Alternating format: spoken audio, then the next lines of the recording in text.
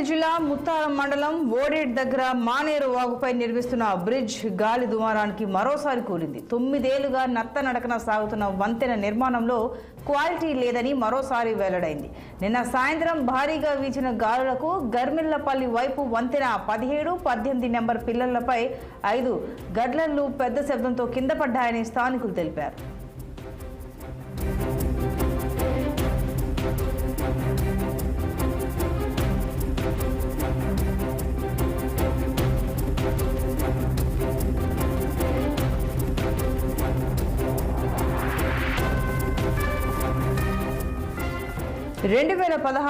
August నెలలో 49 కోట్లతో bridge నిర్మాణ పనులకు శంకుస్థాపన చేశారు. భూపాలపల్లి జిల్లా, పెద్దపల్లి జిల్లాల మధ్య దూరం తగ్గించేందుకు వంతెన నిర్మాణం చేపట్టారు.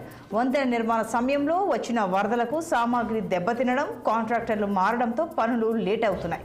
2 ఏళ్లుగా వాగు ఉధృతంగా ప్రవహించడంతో గడ్లలు సపోర్టుగా ఉన్న చెక్కలు దెబ్బతిన్నాయి. దీంతో ఈ ఏడాది ఏప్రిల్ 22న అర్ధరాత్రి గాలి దుమారానికి 1-2 నెంబర్ పిల్లర్ల 4 గడ్లలు కింద పడ్డాయి. ఇప్పుడు మరో 5 గడ్లలు కింద పడడంతో ఈ బ్రిడ్జ్ నిర్మాణం ప్రశ్నార్థకంగా మారింది.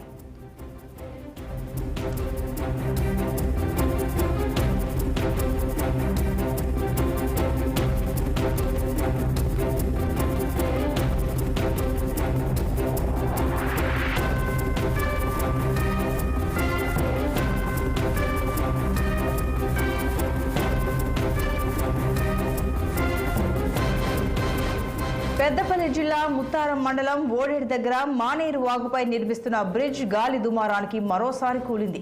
9 ఏళ్లుగా నత్తనడకన సాగుతున్న వంతెన నిర్మాణంలో క్వాలిటీ లేదని మరోసారి వెల్లడైంది. నిన్న సాయంత్రం భారీగా వీచిన గాలులకు గర్మిళ్లపల్లి వైపు వంతెన 17, 18 నెంబర్ పిల్లర్లపై 5 గడ్లర్లు పెద్ద శబ్దంతో కింద పడ్డాయని స్థానికులు తెలిపారు. 2016లో ఆగస్టు నెలలో 49 కోట్లతో బ్రిడ్జ్ నిర్మాణ పనులకు శంకుస్థాపన చేశారు. భూపాలపల్లి జిల్లా, పెద్దపల్లి జిల్లాల మధ్య దూరం తగ్గించేందుకు వంతెన నిర్మాణం చేపట్టారు. వంతెన నిర్మాణ సమయంలో వచ్చిన వరదలకు సామాగ్రి దెబ్బతినడం, కాంట్రాక్టర్లు మారడంతో పనులు లేట్ అవుతున్నాయి. 2 ఏళ్లుగా వాగు ఉధృతంగా ప్రవహించడంతో గడ్లర్లు సపోర్టుగా ఉన్న చెక్కలు కూడా దెబ్బతిన్నాయి. దీంతో ఈ ఏడాది ఏప్రిల్ 22న అర్ధరాత్రి గాలి దుమారానికి 1-2 నెంబర్ పిల్లర్ల 4 గడ్లలు కింద పడ్డాయి. ఇప్పుడు మరో 5 గడ్లలు కింద పడడంతో ఈ బ్రిడ్జ్ నిర్మాణం ప్రశ్నార్థకంగా మారింది.